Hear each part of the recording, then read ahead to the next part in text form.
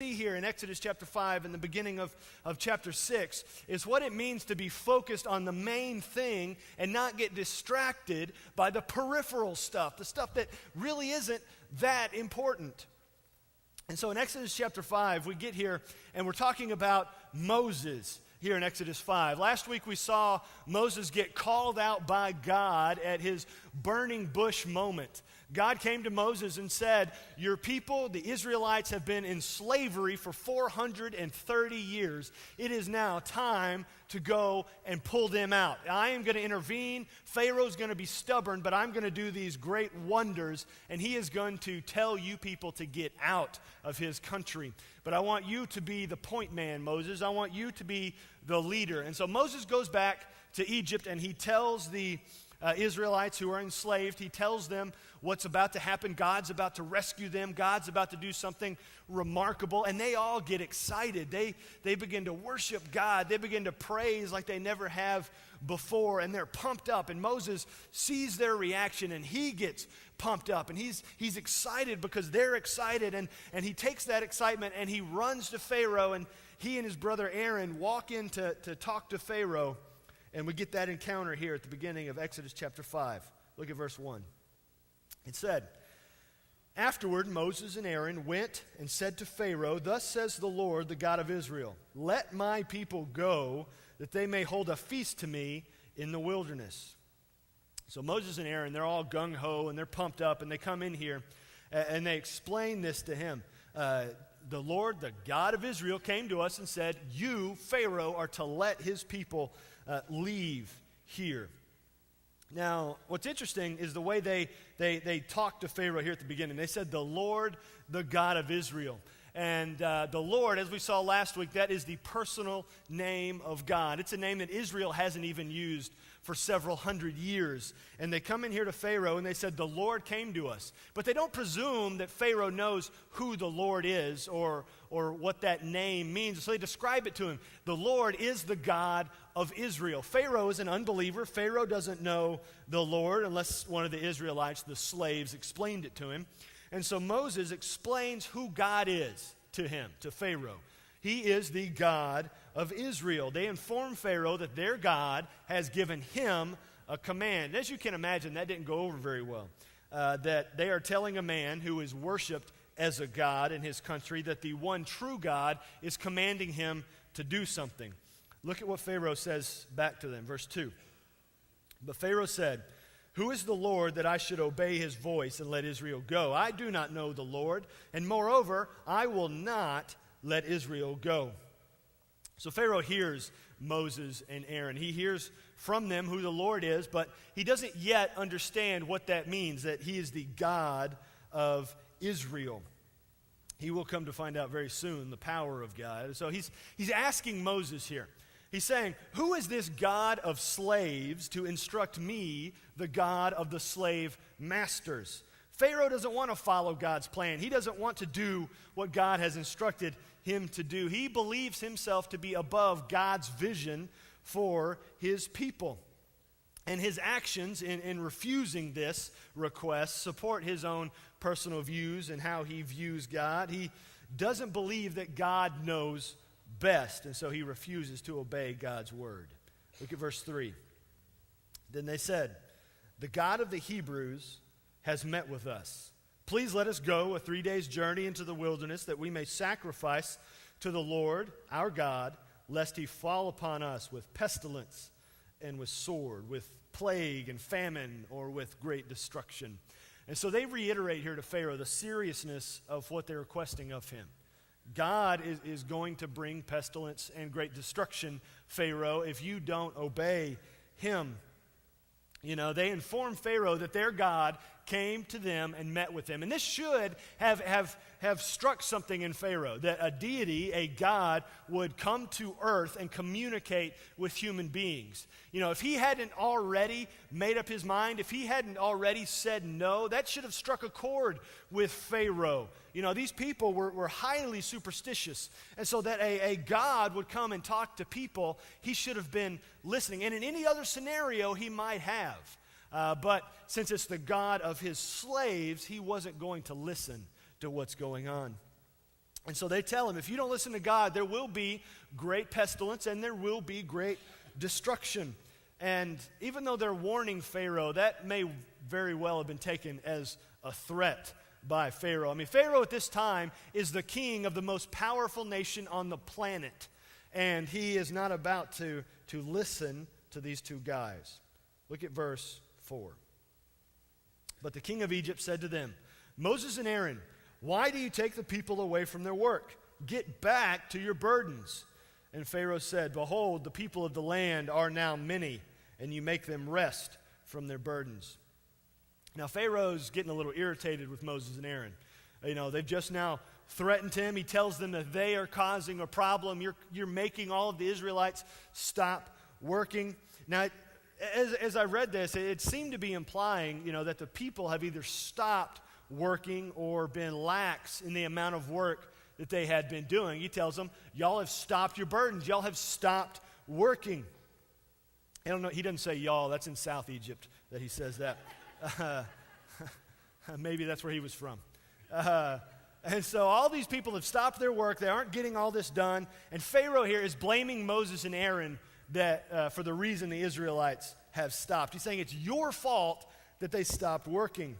It would seem perhaps that Pharaoh believes that Moses and Aaron went to the people and told them that they don't have to work anymore before they went and asked Pharaoh if they could stop working. And he doesn't like that concept. Look at verse 6.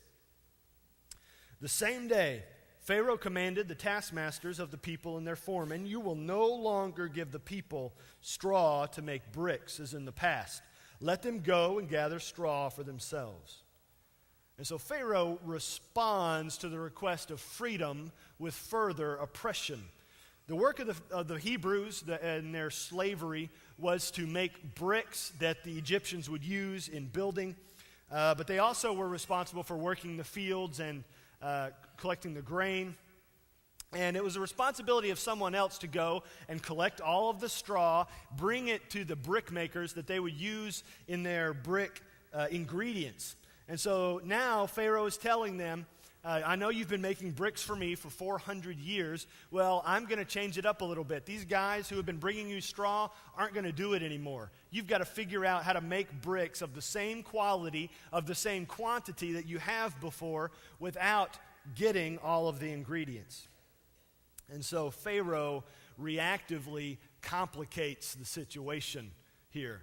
How many of you have experienced that when somebody complicates a relatively simple situation just by the way they react to it? And so that's what Pharaoh does. He reacts in a very negative way and makes this harder on the Israelites. Verse 8. But the number of bricks that they made in the past you will impose on them. You will by no means reduce it, for they are idle. Therefore, they cry, let us go and offer sacrifice to our God. Let heavier work be laid on the men, that they may labor at it and pay no regard to their lying words. Pharaoh not only increases the workload, but he still fully expects the same output to be given. They're supposed to do exceptionally more in the same amount of time. And I mentioned earlier about the name Lord and how Moses and Aaron introduced that name to Pharaoh, and they just said it just a couple seconds ago. But Pharaoh does not use it here in verse 8 when he says, they cry, let us go and offer sacrifice to our God. Pharaoh, considering himself a god, is not going to use the personal name of another god, except he does later on in chapter 8. When the plagues are in full force and he is desperate for relief, he asks Moses and Aaron, go to the Lord and ask him to relieve our pain.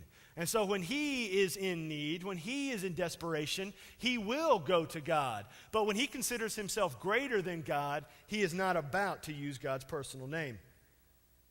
Look at verse 10 and 11. It says, so the taskmasters and the foremen of the people went out and said to the people, thus says Pharaoh, I will not give you straw. Go and get your straw yourselves wherever you can find it, but your work will not be reduced in the least. And we learn later on in Exodus, the taskmasters were Egyptians. They were Egyptians charged with being over the slaves. But the foremen who are under the taskmasters, but over the slaves, a group of slaves to help them do their work. The foremen were actually Hebrews. They were Israelites put over other Israelites to help get the work done more efficiently. And so the taskmasters and the foremen go out there and they tell the people that you're to do more work. You know, Moses had informed the Israelites already of God's plan to rescue them, and they were overjoyed, thinking everything was about to be great, and they were going to experience great relief, and they were going to have an easy road. But Moses didn't communicate to the people. Moses actually forgot that God never promised an easy road. In reality, in order to fulfill God's promised purpose, they were going to have to experience some incredibly uncomfortable situations. Any plan that involves imperfect people with imperfect emotions and imperfect motivations will have moments of imperfect reactions, but those reactions do not negate the destination of our journey if the plan is of God. Look at verse 12. So the people scattered throughout all the land of Egypt to gather stubble for straw. And now you read that and it doesn't really, they're going to gather stubble for straw. I mean, remember, Pharaoh just said, you can have no straw whatsoever. You have to go and still make the bricks, still get all the ingredients together to make the bricks, but you can have no straw. You see, stubble and straw were different pieces of a plant. Straw was the piece of the plant stalk from the rigid, long stalk grains and vegetables. When they would take a sickle and they would chop it at the base, and they would take the vegetables off the top of the grain, and what was left was that 3 or 4 foot tall stalk, and they would take that and they would give it to the Israelites to make the bricks. Well, Pharaoh says you can't have that stalk anymore. And so they went out and gathered the stubble. And now the stubble was the piece of the plant between the root and where the sickle hacked off the rest of the stalk. And so they have to go and gather enough of those little 2 or 3 inch pieces sticking out of the ground to make up for the 3 or 4 foot pieces of straw that they had been getting. And so they're going out and they're furiously ripping these things out of the ground and throwing them into the mixture to try to get the consistency right to make the bricks. And they're going crazy. I mean, they are enduring this great oppression because they are fearful of what Pharaoh will do to them. They were promised greatness by God, but in reality, their struggle only intensified.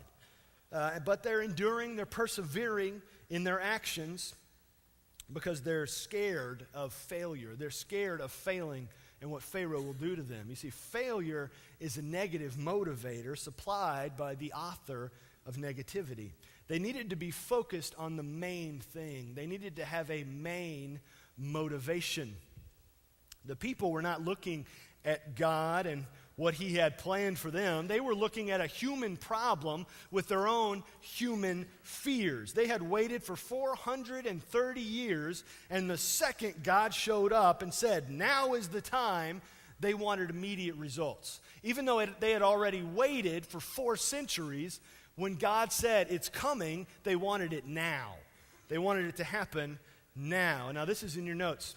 When we look at an immediate situation for eternal results, we will be growingly frustrated. When we look at an immediate situation for eternal results, we will be growingly frustrated.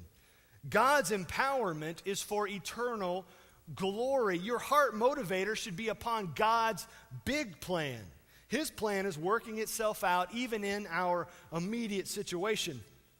But we become disillusioned when we depend upon our immediate situation to embolden, enliven, empower, and enrich our lives. You see, unquenchable motivation and unstoppable joy come from being motivated by the main thing and not a peripheral thing, by God and not current circumstances. And so the Israelites here are distracted by the oppression and the issues that they're having in the moment and not thinking about what they're going to have in just a few weeks. They're thinking about now and not then.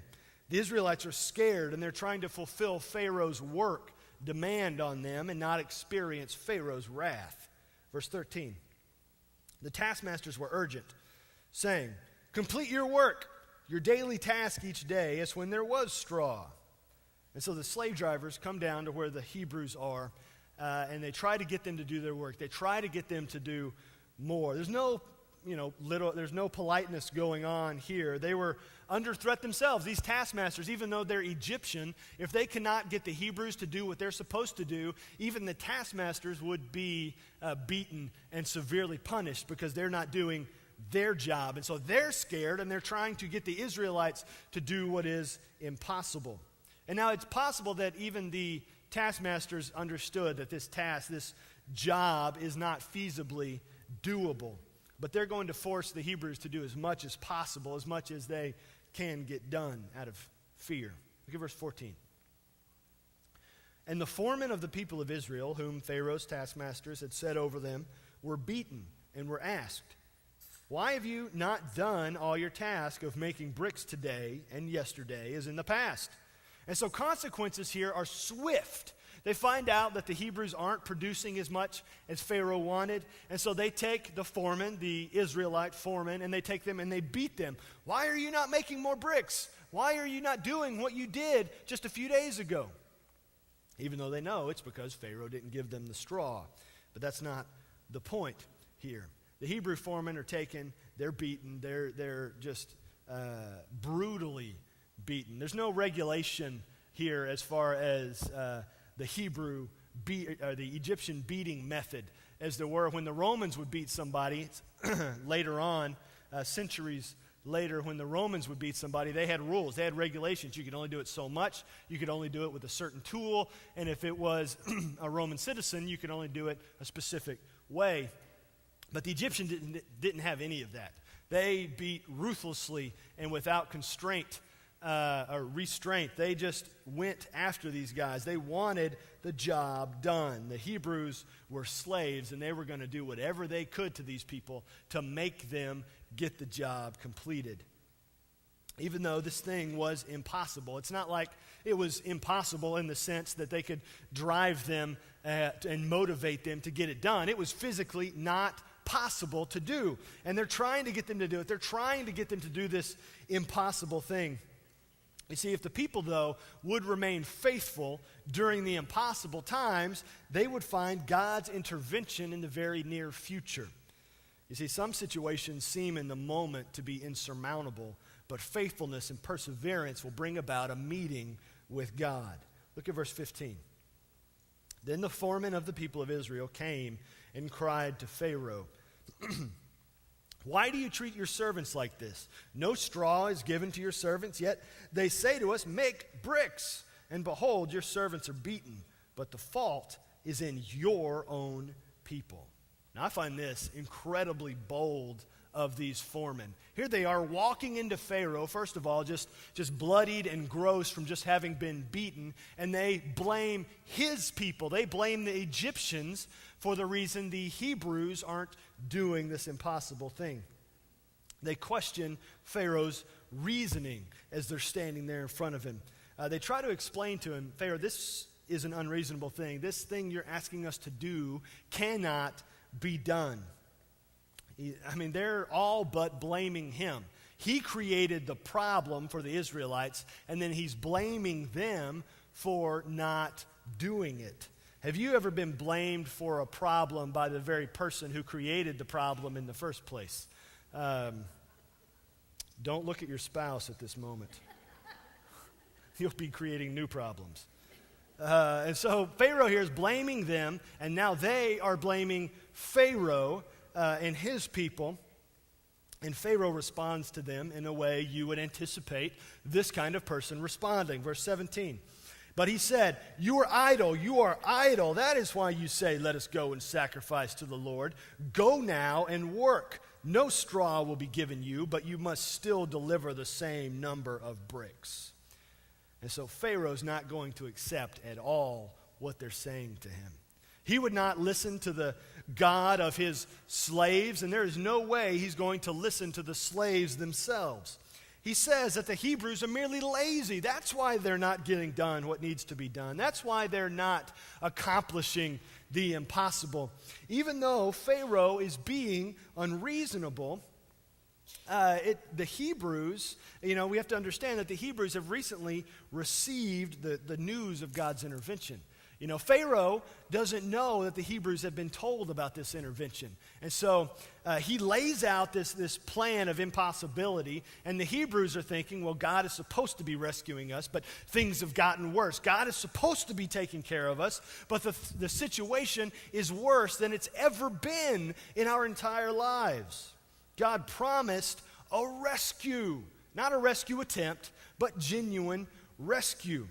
And when things got difficult, the Hebrews, though, did not find comfort in the promise of God. They're being distracted by what's going on. The Hebrews encountered this problem, and they complained and they whined about how difficult it was. When in reality, as believers, as confident followers of God, problems should produce power in prayer. They should have gone to God. They should have prayed and not complained about how hard life is, but instead of going to God, they went to Pharaoh. They went to Pharaoh, the man who thinks he's a god, the man who created the problem. Instead of going to the one who can fix it, they went to the one who created the issue. The Israelites were complaining because they were worried about themselves. They thought about themselves. They were concerned about their own issues, their own problems. They were anxious about an uncertain future. They were having this great worry. And now a lot of times faith and worry are enemies. Faith and anxiety have trouble coexisting. In a certain situation, you either have one or the other. Now, you can have a foundational faith in Jesus, his death, his resurrection, granting you access to heaven. You can have a foundational faith in Jesus and still worry. And what that means is that though you trust Jesus with your eternity, you do not feel that you can trust him with your day-to-day problems. And that's what's happening when we have faith in Jesus and still worry and still have anxiety. We're not trusting in his sovereignty and in his power, and relying on what he can do. This is the very reason these problems are overwhelming the Israelites, and the foremen, in getting beaten, walk into Pharaoh in all their boldness and say, why is this happening to us? Verse 19. The foremen of the people of Israel saw that they were in trouble when they said, you will by no means reduce your number of bricks, your daily task each day. And so now it clicks in the foreman's head. We're in trouble. There's no way out of this. We're not convincing the taskmasters. We're not convincing Pharaoh. Pharaoh's already issued these commands. They didn't meet the commands. They're beaten for their failure. And now it clicks in their head that this is an inescapable situation. He is going to kill us all right here because we're not doing what he's asking of us. They have this great foreboding feeling of inevitability, of inescaping, of not being able to escape the problem. That feeling that when you were a child and you were going to get busted by your parents, or you had that sense that something bad is about to happen at work, or you're about to get in trouble with something that's happening. It's that overwhelming sensation, there's something about to go wrong. There's something about to happen. I'm about to get caught. I'm about to get chewed out. Something not good is about to happen. And that's what these foremen are feeling. This is not good. This is very, very bad. It's not a sense of I'm about to lose my job. It's a sense of I'm about to lose my life because I can't get this thing to happen. Look at verse 20. They met Moses and Aaron, who were waiting for them as they came out from Pharaoh. And they said to them, the Lord look on you and judge, because you have made us stink in the sight of Pharaoh and his servants, and have put a sword in their hand to kill us. Now Moses and Aaron were already in hot water because of their situation earlier with Pharaoh. And so they don't go into Pharaoh. They're waiting outside of the palace to hear what happens from the foreman and their meeting with him. And so the foremen walk out and they blame Moses and Aaron for the trouble they're feeling. The foremen do not realize that the difficulty that they are facing is the result of a man's response to God's instruction. God knew Pharaoh would reject Moses and Aaron the whole time, and he would use that rejection to further his purposes and do some great things in a few moments.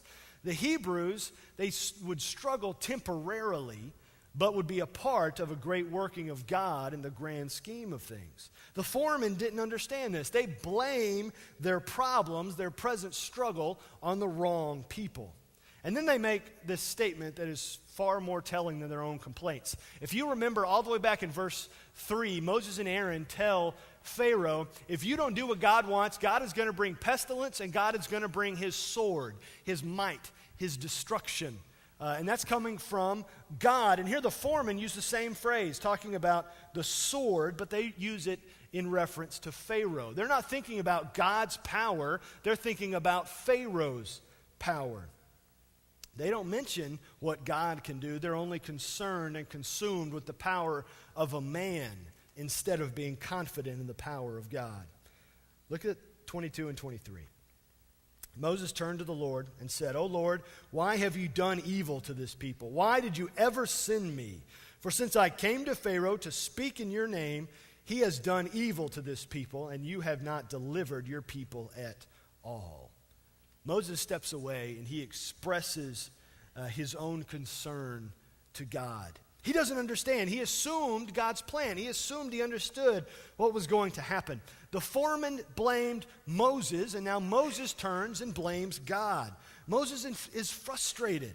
He had obeyed, he had followed God, and things got worse. That didn't make sense to him. He thought that if he did good for God, that God would do good for him, that God would be like a buddy repaying a favor. But the thing is, God isn't a buddy repaying a favor. God is the Almighty to whom we are infinitely indebted. You see, sometimes that's the way we think about things. That's the way the world thinks about God. If we do good, God will give us good. That's just the way it works. But that doesn't take into consideration all of the sin, all of the bad things that we have ever done lined up next to God's perfection.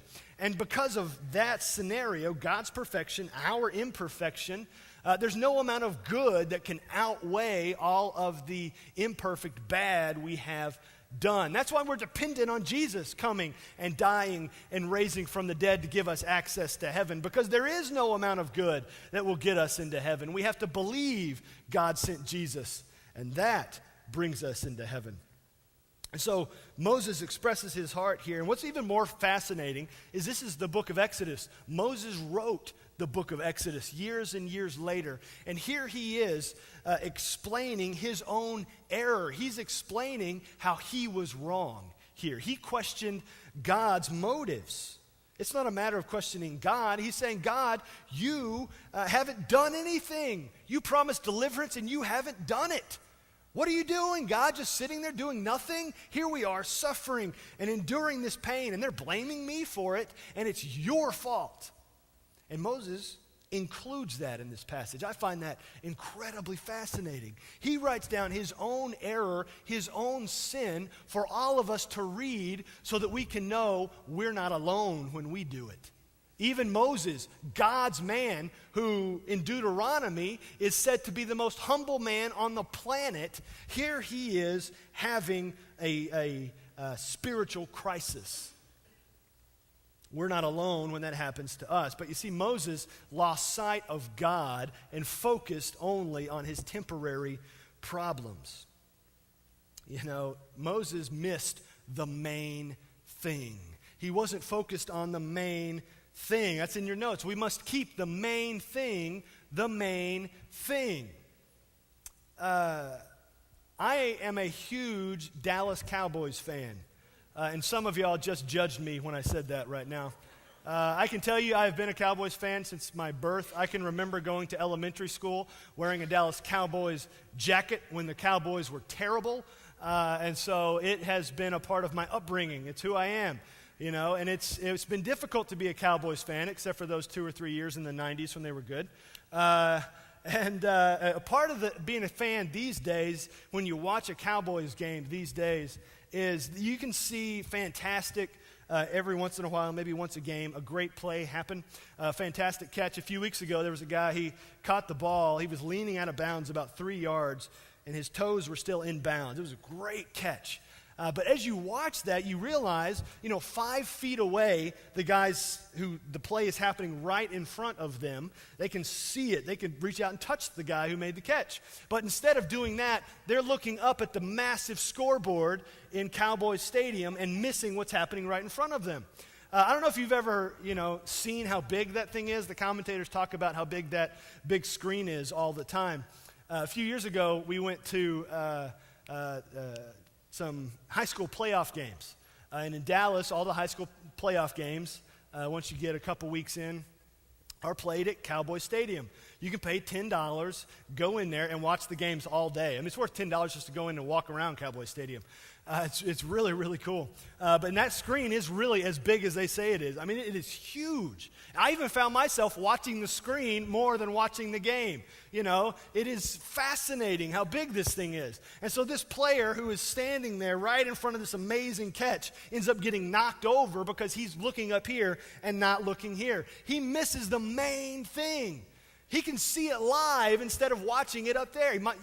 My thought was, if I'm sitting in the stands watching the screen, I could pay a lot less money and watch it at home on TV than go pay a lot of money and watch it in an uncomfortable chair, watch it on TV at Cowboy Stadium. But anyway, they're watching this thing and they're missing the main thing. We must keep the main thing the main thing. Allowing side issues to sidetrack us slows down our productivity for God. What we consider to be God's slow pace in responding to something may actually be the result of our own distracted heart. We may need to change our vantage point, which means a lot of things. Change the way we think about things, change the amount of time we spend with specific people who influence us away from God. People or situations or TV shows or social media that might tempt our attention away from the main thing, God's purpose and God's vision. The Hebrews here are worried. The foremen are worried. Moses is worried, but God didn't leave them hanging. He responded in the first few verses of chapter 6. Look at verse 1 of Exodus 6. The Lord said to Moses, "Now you will see what I will do to Pharaoh. For with a strong hand he will send them out, and with a strong hand he will drive them out of this land." God did not have a quiet escape planned. He was going to make a statement. These guys, he's telling them, you're not going to persuade Pharaoh. You don't have the right words. You're not eloquent. It's not going to happen in your own cunning. It's going to happen because me, God, I am going to show up, and then Pharaoh, is going to make you leave. It's not about you asking for it to happen. It's about me doing some great thing. There was nothing that Moses could do to accomplish what God sent him to do. It could only be done by God through Moses. But Moses had forgotten this somewhere between the burning bush and now Exodus chapter 6. So God reminds Moses that he is going to step in and display great power. And then Pharaoh himself would force the Israelites to leave. Look at verse 2. God spoke to Moses and said to him, "I am the Lord." God is in charge and in control of the situation. Moses was not in control. The foremen were not in control. Pharaoh was definitely not in control. And since God is in control and of great power, he alone has the ability to bring down his strong hand and amaze the people. We may, in our own current situations, we may feel overwhelmed at times, but our perspective should be completely different when we remember that he is still the Lord. Jump down for a minute just to verse 9 and a couple verses after that. We're going to look at this. It says, Moses spoke this to the people of Israel, but they did not listen to Moses because of their broken spirit and harsh slavery. So Moses goes and he tells the people everything that God had said to him. God had great patience. He had reminded Moses about his rescue, about his power. But what's interesting is God didn't address the foreman's complaints or Moses' complaints. God just said, I am God. I'm going to show up. That's what you need to be looking at. And so Moses goes back and he tells the people this, but the people don't listen.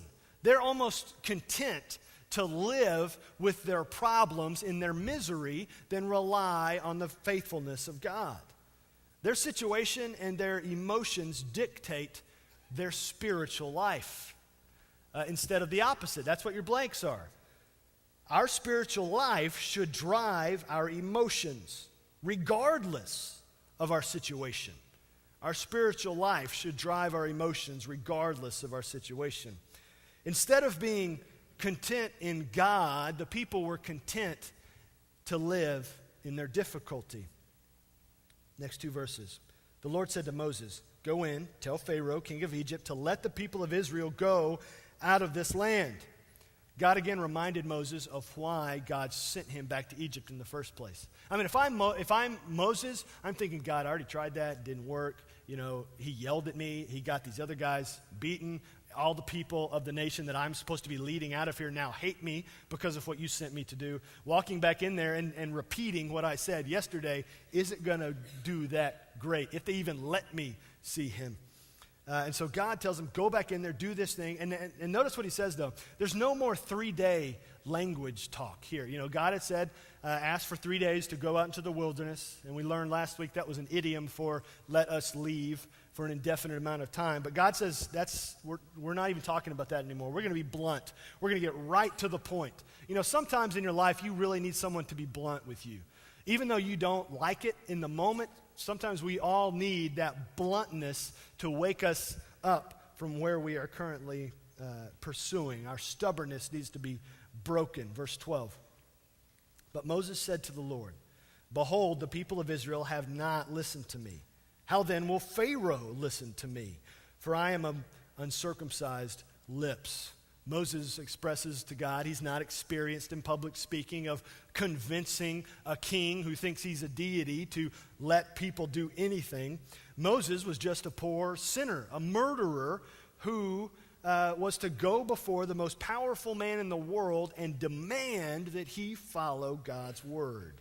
And if he couldn't even convince the regular Hebrews to follow God, how could he get Pharaoh to follow God? The Hebrews, who were already supposed to be God followers. They were supposed to be following God. And Moses couldn't get the God followers to follow God. How is he supposed to get an anti-God leader to follow God? Now this, I love verse 13. This is our last verse. Because, as we're going to read it in just a second, as we've seen last week and this week, every conversation between Moses and God, Moses and Aaron, Moses and Aaron and God, Moses and Pharaoh, all those conversations are recorded. We have them written down. And then verse 13 comes, and it's a little bit different. Look at it. But the Lord spoke to Moses and Aaron and gave them a charge about the people of Israel and about Pharaoh, king of Egypt, to bring the people of Israel out of the land. It doesn't say what God said to him. We don't get God's words. It just gives us a general idea. God said something to them, and it had to do something like this.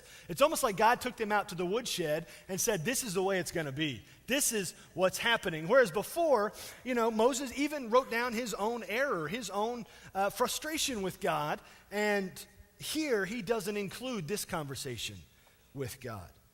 It's whatever God tells Moses and Aaron, it's not written there, but God charges them with special words that were only for the ears of those two guys. They needed to take their eyes off of the mirror and get their eyes on the main thing. The main thing is the main thing, and when we get messed up and don't pay attention to that, we miss it. You know, when we get focused on what we're experiencing right now, on our current situation, and we get content to live how we are, trying to use our own reason and cunning to get out of it, we miss it. Sometimes, I know there are people in your lives, I'm sure none of you are that way, who you think really enjoy misery, because that's all they talk about. That's all they deal with. They spread their misery, and when they make you miserable, it's like it makes them happy. You know, they just kind of pour it off onto you, and you realize that you're frustrated now, and you're irritated, and you look at them, and they're smiling and happy, drinking their coffee like there's no problem in the world. And so we need to stop being that way. Stop being content with our misery and start being content with God. We need to have a main contentment in what God has for us, what God wants to do through us. We have to ask ourselves, what is your main thing? What are you focused on? What drives you? What motivates you? And if you're not a believer, if you're not a Christian, your main thing begins with knowing Jesus. Knowing that without Jesus, you are bound for eternal pain and punishment the moment that you die.